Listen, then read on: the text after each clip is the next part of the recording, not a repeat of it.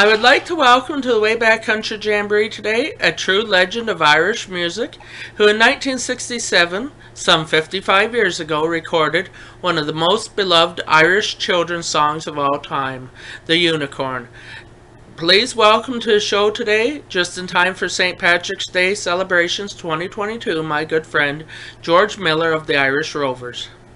How you doing there, Johnny? Nice to talk with you again. How's everything there? Is everything okay and sort of getting back to normal, maybe? Well, hopefully it's getting back to normal a bit around here. We don't have to wear the masks anymore and that sort of thing. Yes. So. Yep. So slowly but surely, and I was just surmising this is the second year in a row when we haven't been able to do our tour, and of course we were supposed to play all around there where you are, and it's already been rebooked for next year. So hopefully by 2023, this will be just a dim memory in our minds, and we can all get back to living the way we want to again. So that would be a very nice thing to look forward to, I think. Well, with a little bit of the luck of the Irish, hopefully it will be. There you go. That's the way to think. Yes. Absolutely. So let's go back to when and where you were born. You were born in Ireland, of course, and immigrated to Canada. Correct. I was born in a place called Ballymena, which is about 30 miles just north of Belfast, up towards the coast. Okay. So, and we left there, we immigrated to Toronto. My father came first before us for about 6 months and got a house and got a job and got settled, and then we all followed him out. And basically, I was I think I was about 12 years old at the time. Okay. So about 4 years later is when I met Jimmy Ferguson. He had also immigrated from Belfast, and Jimmy and I started the band when I was 16 years old. And so that's how the whole thing began. Okay. And it all actually began in Toronto. Yes, in 1963, I understand. Correct, exactly, yes. So that's why we sometimes get called the Canadian Irish Rovers, and that's fine with us because Canada's a great country, and we're very, very happy to be living here, and it's just a great place to be. Exactly, and it's a pleasure to have you as a native of Canada, for sure. Oh, thank you. It's definitely my adopted home, and I wouldn't change it for the world. I still go back to Ireland quite a bit. I have a little house way up in the north coast of Ireland in a place called Bushmills, where they make the Irish whiskey. I have a house up on the coast there, and we go back as much as we can, 2 or 3 times a year. But of course, we haven't been able to travel. We're like everybody else. We're sort of housebound, and but life continues, and you have to find other ways to amuse yourself. And, exactly. Yeah, and luckily I have a nephew there in Ireland, so when I'm not there, he can look after the place and make sure it's okay and keep my car turning over so that the battery is not completely dead whenever I do get back there. Exactly. So, it sort of works well, and that's great. But yes, Canada is my adopted home, and this is where I live. And I live out in the West Coast, where right now it's a lovely sunny day, and hopefully it'll stay sunny for St. Patrick's Day tomorrow. I hope so, because it's a little... how do they say, foggy and Irish type weather here, more or less. Yes. That gentle Irish rain you're talking about. Exactly, yes. Now, if I may ask, where did the Irish Rovers name come from? I know there was a song of that name. Correct, yes. That was one of the few songs when Jimmy and I got together. Somebody had asked us to fill in for, we were doing a variety show. I was playing the guitar with my sister, who was singing at the time, and Jimmy Ferguson was on the same bill singing early rock and roll, like Lonnie Donegan songs. Yes. So somebody asked us if the two of us could fill in for just 5 minutes, because the singer they had slated for that spot on the little show got sick. His throat got sick. Whatever happened to him. So Jimmy and I said, well, I hardly know this fella, and he doesn't know me, but we did know the one song we sort of knew was the Irish Rover. It's a song that we learned in Ireland as kids and all. So we said, well, we could probably put that together and sing that song and fill in for the 5 minutes. So that's exactly what we did, and that's how Jimmy and I got to know each other and how the band started. And so the following 2 weeks later, when the next little concert, this was for all like Irish, Scottish, English, and Welsh people who had just immigrated. It was like a little show every 2 weeks, a little variety show. Okay. So they apparently people were saying, can those Irish Rover boys do another song? So that's basically how it got going. And then when we were rehearsing in my mother's house, we were thinking, we need to call ourselves something. And she says, well, why don't you call yourselves the Irish Rovers? Because that's, and I said, Mother, that's about a ship that sank on the way to America. That's sort of an ill omen. I see, yes, exactly. That's a great name. So my mother, as usual, was always right. So Jimmy and I said, okay, we'll now call ourselves the Irish Rovers, and that's how the whole thing began. And some 55 years later, you're still the Irish Rovers. We're still the Irish Rovers, and thinking, geez, maybe we should have got a better name than that, but it's a great name. Well, it's been remembered in Canadian folk music, I'll say that, yes. Well, it has, and you know, thanks to the CBC, they put us on TV for like 12 or 14 years, yes. And it was really popular in Canada, and people say to me, oh, we used to watch your show, and I say, yes, because it's the only show you could watch. You only had 2 channels in those days. Yes. So you had to watch this. It was not after Disneyland and the Beachcombers, it was the Irish Rovers, so you didn't have too much of a choice. So I always thought the CBC that they didn't go to too many places, and I mean, there wasn't too many channels in those days, so people had to watch us. I see. An audience, yes. Yes. So in '66, you released your first album. We did. We were asked to do, we were in Los Angeles, California playing, and this executive came up and asked us if we would like to do a CD, an album in those days, of Irish drinking songs. And we said, well, of course we will. And I think they paid us the grand total of $1,000, and we never thought anything more about it. And this same fella came back about 6 months later. We were back in California again. We played quite a bit all around that area, and he came back and said, look, we want you to do another album. And we said, you do? Why? He says, well, that first one sold like 10,000 copies, and we thought, that's not very much. But to them, they thought that was very good for a first time, so they wanted a second album. Yes. And we said, okay, sort of the same thing. They said, so we started doing the same thing and doing some Irish drinking songs, which we happen to know a lot of, and even more today. And then the producer at the time, his name was Bud Dant, and he was producing the album. He also did, like, next door, he was doing Ricky Nelson, and he did all sorts of rock and roll and country singers as well. Okay. So he was doing us, and he said, well, what else do you have in your bag of tricks that might be a little bit different? And we said, well, we thought that they wanted the drinking songs. He said, well, they do, but let's throw something different on there. What have you got? And we said, well, we've been doing this little song in the folk clubs, and everybody seems to like it, and they stop their drinking their funny coffee or smoking their funny cigarettes and actually listen to this little song. And of course, it was the Unicorn. He said, okay, tomorrow morning, we're going to record that song when you first come in. And we said, great, okay. So we came in the next morning, and there's this young fella sitting there and said, this is Glenn Campbell, and he's going to play lead guitar for you. Oh, yes. And we knew the name Glenn Campbell. He played with the Beach Boys, and he backed up Burl Ives. He did also. He was also the 12-string player on the Rooftop Singers big hit, Walk Right In, Sit Right Down. That was Glenn Campbell as well. So we were very aware of Glenn Campbell and his name, and we were just awestruck that here was this huge American talent with a great guitar, and he's going to play with us. And he's the one that played the lead guitar for us on the Unicorn. And that little lick that he played, that really helped make the song. Exactly, and that's one of the reasons it's so catchy. Well, exactly, and almost to the day he died, when he was still doing concerts, especially in Canada, he used to always thank the Irish Rovers. He said he called us his lucky band because we were the last people he ever had to back up, because about a month after that, he released Gentle on My Mind, which of course became a giant hit and made him the superstar that he was. So he always said we were his lucky group, because it was the last group he ever played behind. And that was always nice to hear that. And he was a nice man and a good friend. And anyway, so that's how that all came about, and that's how that little Unicorn became popular. Exactly. Yeah. Yes. So, if I may ask, in many ways you also helped lead the folk music movement in Canada.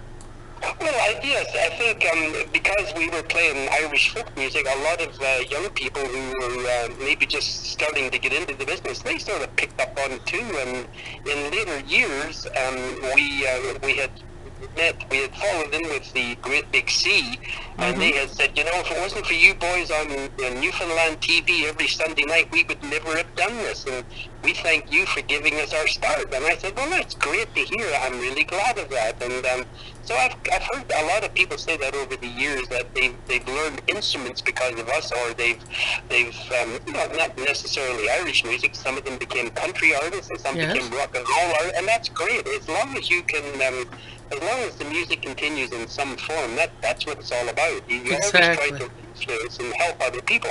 Yes, exactly. Now, another thing the Irish Rovers had done besides their folk music was some controversial songs, including one of my all-time favorites, which was Whiskey on a Sunday. Yes, Whiskey on a Sunday. It's actually it was a true story of an old man in Dublin who used to play on. He used to have these little puppets that he would make dance on a board. His name was Seth Daly, and he was a well-known character in Dublin. And the little chorus was drinking buttermilk through the week and whiskey on a Sunday. Well, it Yes. got banned, of all places, in Massachusetts, in Boston, which was one of our biggest places to play with all the Irish there. But what it did, when it got banned on all the airwaves all around Massachusetts, it actually helped sell the album even more. So, Okay. we used to say on stage, we want to thank the general surgeon here in Massachusetts for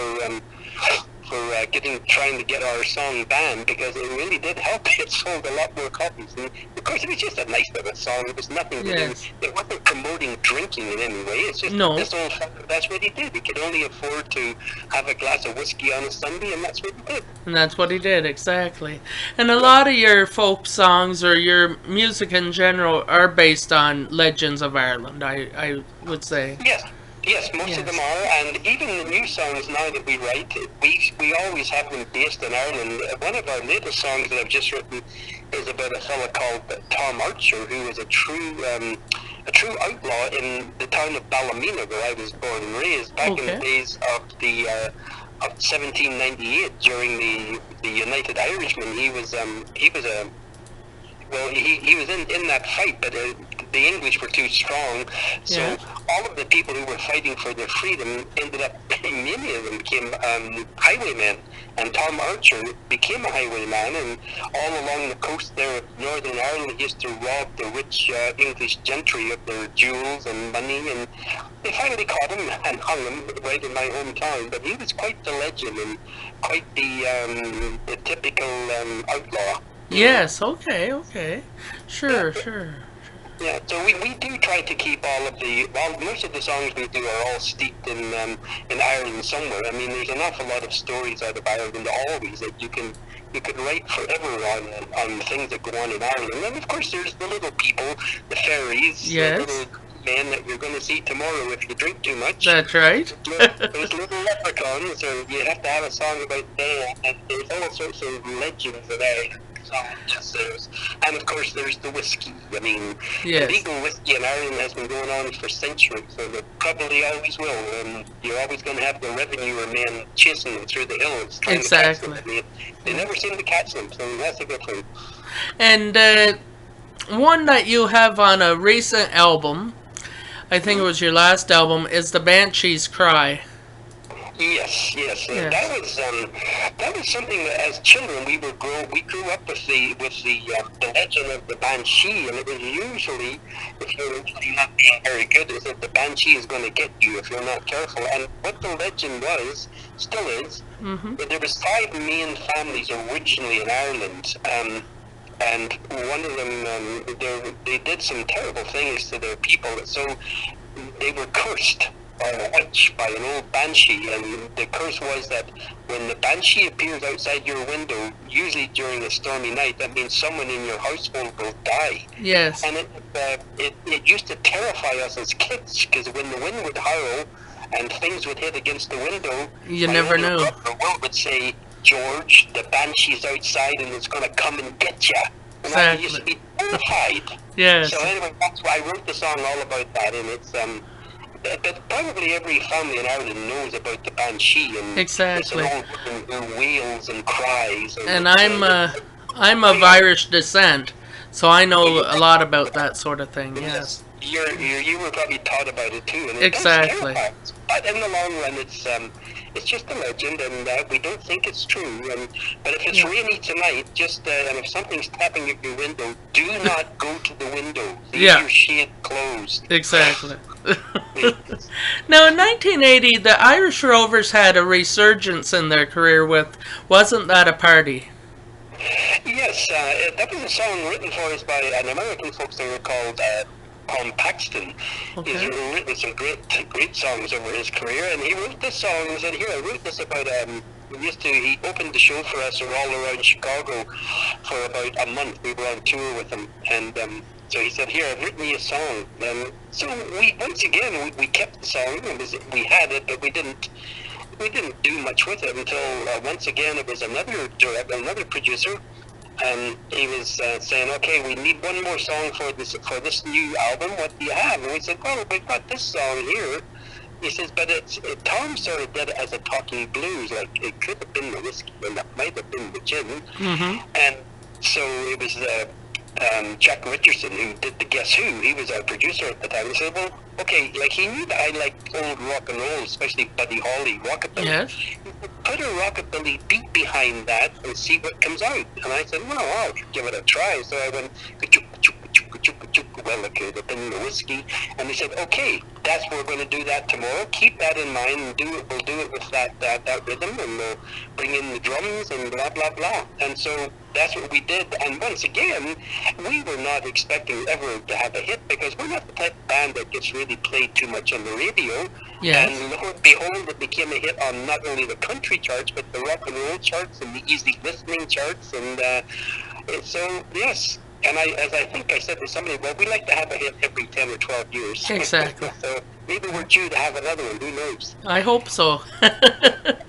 And maybe that one will be the new song off your new album that I really enjoyed, "The Weller Man."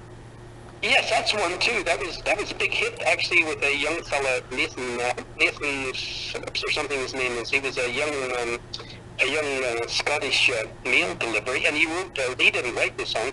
He recorded the song "The Wellerman," which is a very old New Zealand whaling song, and it became quite popular on the internet. But we had recorded the song back in about 1970 when we were doing a tour of New Zealand, and we did some live television, and one of the songs we did was "The Wellerman." So what I did, we took "The Wellerman," the original voices with my brother Will and Jimmy Ferguson on it, and we used those tracks, and then we enhanced them and added the new members of the band and the new musical instruments. So the whole song is quite a nice little, starts old and ends up new, and it worked really well. Luckily, we can still do it in the same key and the same tempo, so it all worked. It worked lovely, and I was very happy to get it done that way.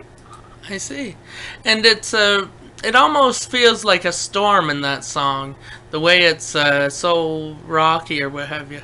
Yes, yeah. Well, it was a true song from New Zealand, written in New Zealand way back in the late early 1800s. Okay. When they were ruling.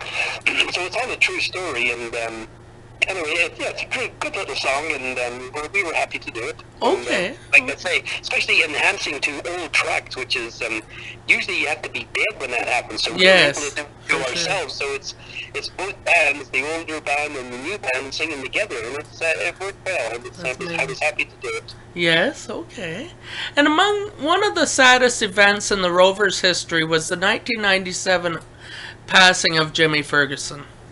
Yes, it was very, very sad, and Jimmy was bigger than life, and he lived life bigger than life, and he had been warned a few times to slow down and eat less and drink less, and I actually wrote him a song called "No More Bread and Butter" about that.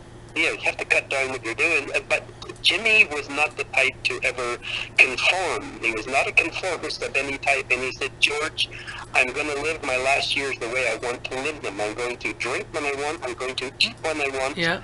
And that's exactly what he did, and he died in bed in a hotel on the road with us, which was really his family, and that's just the way he wanted to die, and that's what he did. He died on us in a hotel right in the middle of a tour, and I found him in the morning. He had a smile on his face, and he just looked like he was sound asleep. So I see. Yeah. And what was it like to go on as the Rovers after his passing? It was extremely hard, but Yes. luckily we were able to find like John Reynolds, who used to play for us in our pubs, some of our pubs across Canada and in Expo. He was a friend of ours, also from the north of Ireland, and he sort of studied under Jimmy, so he was able to step in a year. We didn't tour for a year after Jimmy's passing. We were just Okay. too. We didn't really want to get back into it that soon. But when we did get back into it about a year later, John Reynolds was able to step into that spot and tell the gags, and he said like Jimmy too, and he was sort of rotund, and now we've lost him as well. Just last year, he passed away. So it's Okay. time catches us all, I suppose. You have to maybe the lesson to be learned as you get older is you have to sort of change your ways. You can't eat as much, you can't drink as much, you can't Yes. stay up late anymore. It's as somebody said, it's not too easy to grow old. It's not an easy thing, but if you want to stick around, you have to change your lifestyle. It's as simple Exactly. as that. Yeah. So in 2013, the Irish Rovers began a farewell tour. Yet, if it wasn't for COVID, you'd still be on the road. What was behind that decision? Well, the decision was that we were getting on, and we were all sort of getting to the age where we said we don't really want to tour like we used to do 3 and 4 major tours a year, and everybody is getting older, and the traveling becomes harder. Hmm. So we started what we thought would be a farewell tour. We did New Zealand and Australia. We said farewell there first. Then we did a farewell all across the United States, which lasted probably a year and a half or 2 years. And then we started our farewell tour of Canada. And like you say, it got interrupted COVID. by COVID. Yeah. So now, because we haven't toured really in 2.5 years, so now that this goodbye tour is an extended long tour. So we're going to be touring yet for 2 or 3 more years. Well, that's especially good. across Canada. We have lots to do. We have the Maritimes, we have all of the prairies, and of course the east and the west coast. So we'll get to them all. And while we all have our health, and while even more important than us are the fans. If the fans have had enough of us, they're the ones that will soon tell you the touring is Exactly. over. But while they're still buying our CDs and while they still buy our concert tickets when we're on tour, there's no reason not to keep doing it. And well, sure, look at the Rolling Stones are on tour and they're just turned 80 years old. Exactly. So That's right. we've got Yes. 10 years on us, so we can still do it yet for another 4 or 5 years if we want. And like I say, the people will We'll tell you. win when it's Exactly. time. Yes, Yeah. they will. Now, of course, this is the 55th anniversary of the Unicorn. What plans do you have for the 55th anniversary, if any? Well, not really too many. We did put out another song. We put out a song called The Narwhal, the continuing story of the unicorn. And a lot of people enjoyed the song because it tells you what really happened to all the little unicorns that were stranded when the Ark sailed away. Well, they were transformed into narwhals, and to this day they're up in the Canadian Arctic, swimming Exactly. around and splashing and having fun up there in the cold waters of the Arctic. So that's what the song is all about. Yes. Them. Okay. So we do things like that, and we keep our hand in all the time. We have our web page, and it tells people what we're up to and where we're going, and people seem to be interested. And there's still interest after all these years, and we're just blessed that we have such lovely fans who still want to hear us, who still want to get the new CD, and that's a wonderful thing when people are so are so Loyal. into you much, and it's just wonderful.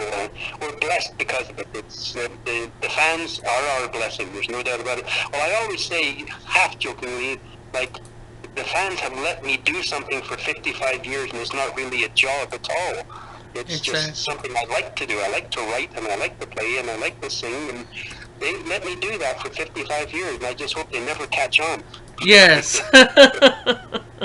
Exactly. Once you have fans, they are true loyal friends. Yes. Well, they are, and I get letters all the time about people saying things like, you helped me through some very bad spots in my life, and all of these type of things, and how much they loved the old TV show with the leprechauns and all, and it just it helped their mind and it helped their health, and wonderful to hear things like that, and it's just it makes it all worthwhile when you hear these type of stories that you've been helping people, and that's For great. you. I love to hear that. Exactly. And one thing I should ask you is, what is your thoughts on the generational relationships? Like, there was the grandmothers, and then there was the mothers, and then there's the grandchildren, and it keeps on going. Still there. It's still like that. Yes. We get, like, for instance, we'll have a whole section of college students who are into the music again. Like, it's like full circle.